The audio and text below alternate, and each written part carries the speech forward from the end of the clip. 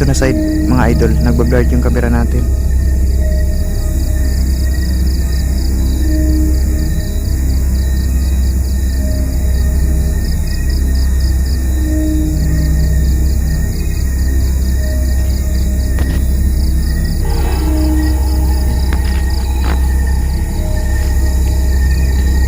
At dyan na side mga idol, oh, may nakita akong kandila dyan nakasindi.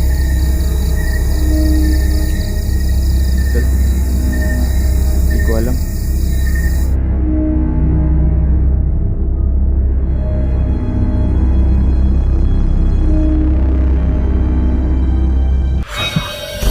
Sobrang nakakatakot dito guys. Ito yung sementeryo guys na may mangkukulam sa loob. At ayan, hindi na to bago sa inyong paningin guys dahil napasukan ko na to dati. So sa likuran natin guys makikita natin yung ito yung parang malaking cross nila dito mga idol. At maya maya ng konti guys ay papasokin na natin to.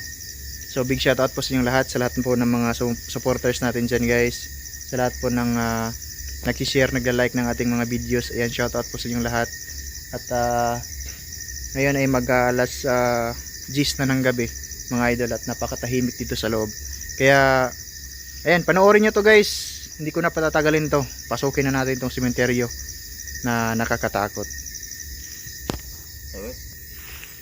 Ayan na guys, papasok na ako sa loob ng sementeryong kinatatakutan na sementeryo dito sa lugar na to mga idol.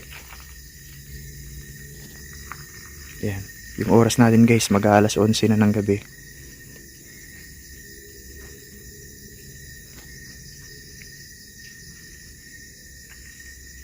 Ayan guys, medyo kinakabahan ako dito dahil matagal na akong hindi pa nakabalik dito guys, no. Ayan, so dito sa malayuan mga idol may nakikita akong parang ilaw. Ayan, no, may nakasindi dito guys na ilaw. Hindi ko alam kung ano yan, pero pupuntahan natin yan mga idol. Yung kwento din sa sementeryong ito guys, dati may sinasabi din nila na may nangaharang daw dito. Maitim na tao na nanghaharang guys kapag may dumadaan dito. Kaya isa din to sa ano natin dito guys, sa purpose natin kung bakit napili ko tong sementeryong ito na balik-balikan, dahil sa creepy na story dito. Yan. Ito na, papasok na tayo sa loob nito guys. Yan.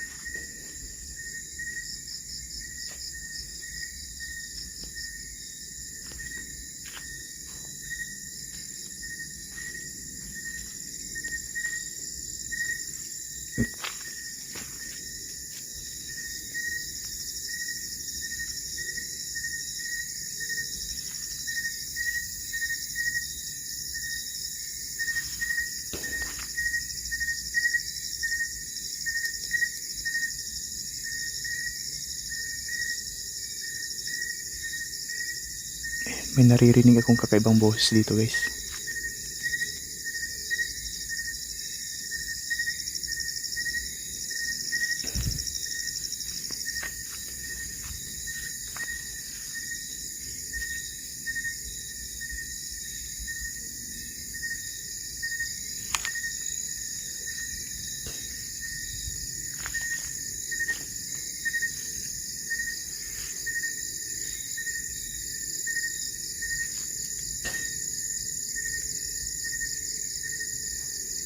Yan mga idol, may nakikita akong ilaw dyan guys sa unahan.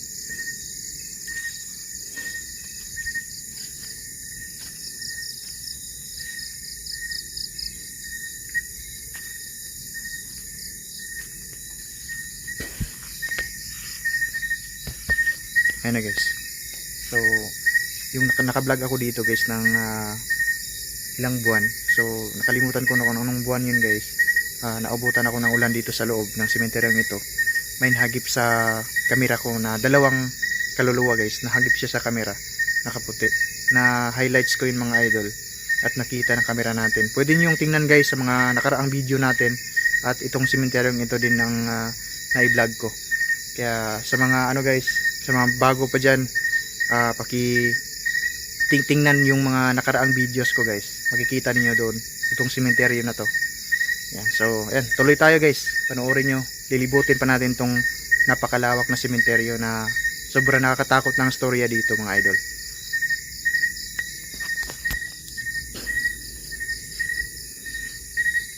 Yan, so parang malapit na ako sa ano guys, yung nakasindi na kandila. Ando, no? Nakikita ko sa malayuan mga idol, nakasindi siya na ano, kandila. Ayan. Dati guys, dyan din humiga si Rilgos TV mga idol, sa nicho na yan, dyan sa unahan.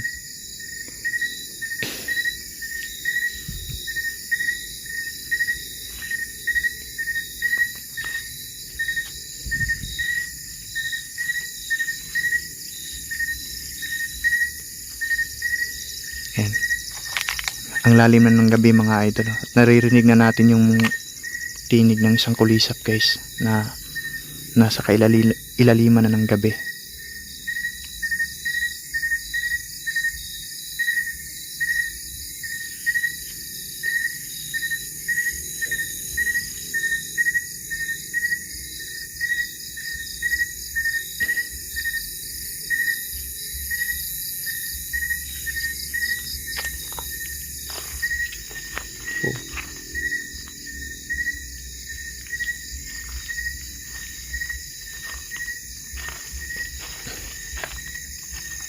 Sobrang nakakatakot to guys.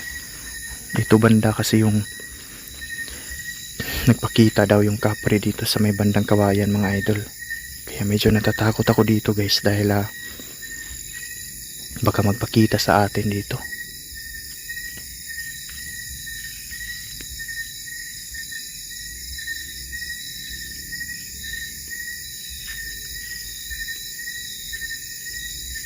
Ayan yung dalawang kandila guys, oh, na nakita natin kanina sa malayo.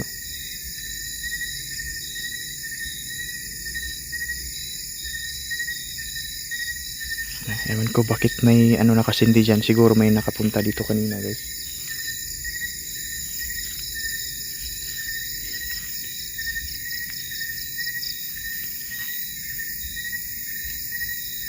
May ilaw.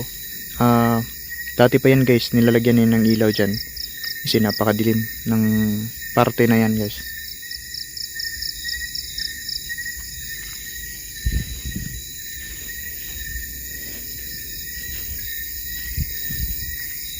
Ito yung Kawayan mga idol, na may white lady daw din dito na nagpapakita, at saka yung kapre guys na nagpapakita din daw dito sa puno ng Kawayan na to.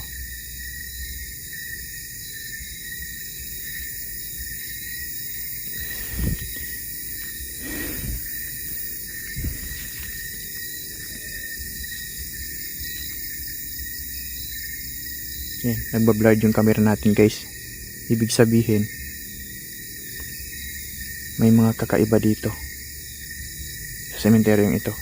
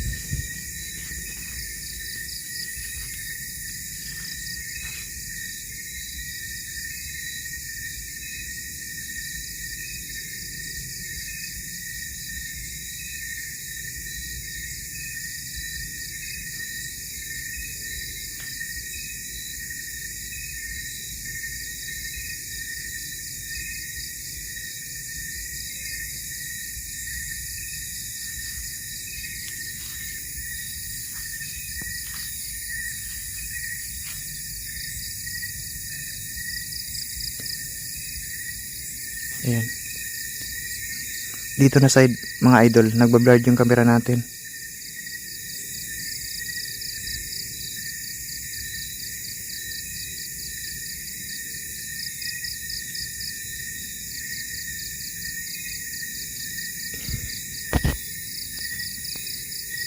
Yan.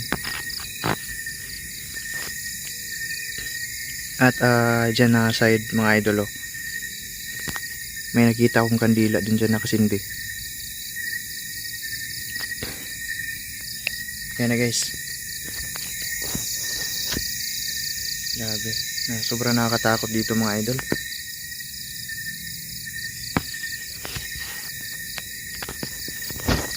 Yan guys. So, ito na. Narating ko na yung kandila guys na nakasindi sa malayo kanina. So, dito na ako sa sa tabi. Yan mga idol. Pasensya na kayo guys. Wala akong dalang kahit konting gadget dito guys na gagamitin sana natin sa exploration natin dito guys. Yung mga gadget na pwedeng makadetect ng mga negative energy. So sana may magbigay sa atin guys, may mag-sponsor sa atin ng mga kagaya ng ginagamit ng iba guys na mga gadget. Ayan. Sana may mabubuting loob dyan na magbigay sa atin mga idol.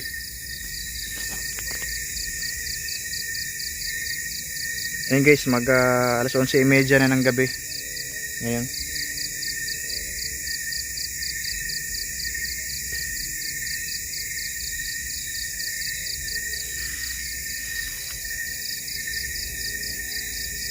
Iba yung pakiramdam ko dito guys sa loob ng na to.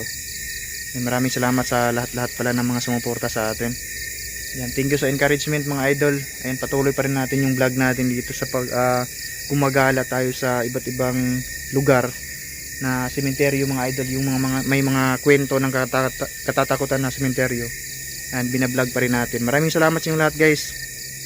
At salamat sa lahat ng mga sumuporta. Kayong lahat guys, mahal na mahal ko kayo. At ayan, hanggang dito na lang muna yung vlog natin mga idol. At kung may nahagip man yung camera natin, comment kayo dyan sa ating comment section guys. So try ko na na i-vlog pa rin yung paglabas natin dito sa sementeryo mga idol, no? Panoorin natin to mga idol.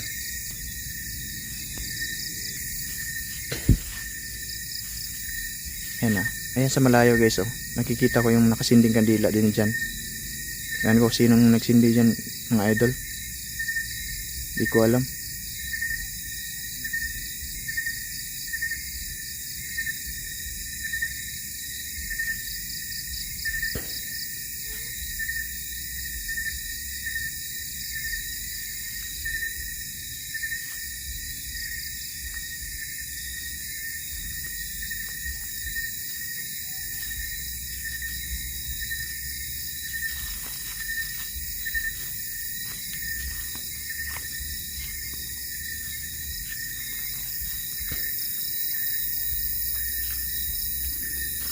Ito na mga halodi, no? Palabas na po tayo ng sementeryo. At sobrang kinikilabutan ako sa lugar na to guys. Pero sana may nahagip sa camera natin.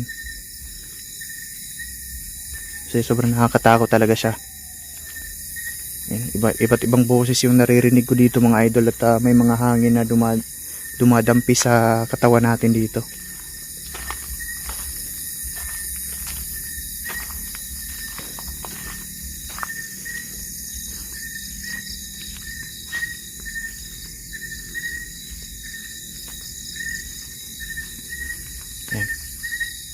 So ginala natin guys yung sementeryong nakakatakot.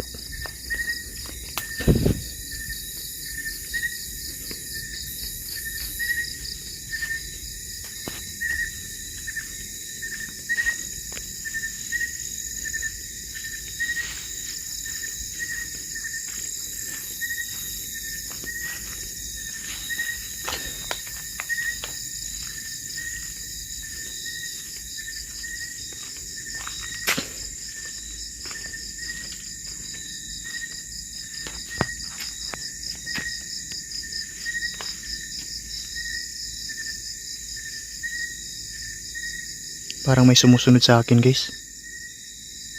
Kaya tinitignan ko yung paligid ko mga idol. Kasi parang may sumusunod sa akin dito.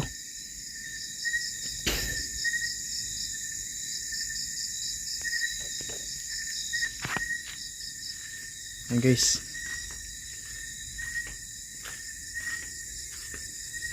Sobrang nakakatakot. Ayan mga idol, maraming salamat sa inyong lahat. At hanggang dito na lang yung explorasyon natin. Ayan, medyo madilim kasi mahina yung flashlight natin guys. Ayan, maraming salamat sa inyong lahat guys. God bless po sa inyong lahat. At uwi na tayo kasi 11:38 na po ng gabi. Kaya uwi na tayo guys. Maraming salamat sa inyong lahat. God bless. Bye bye.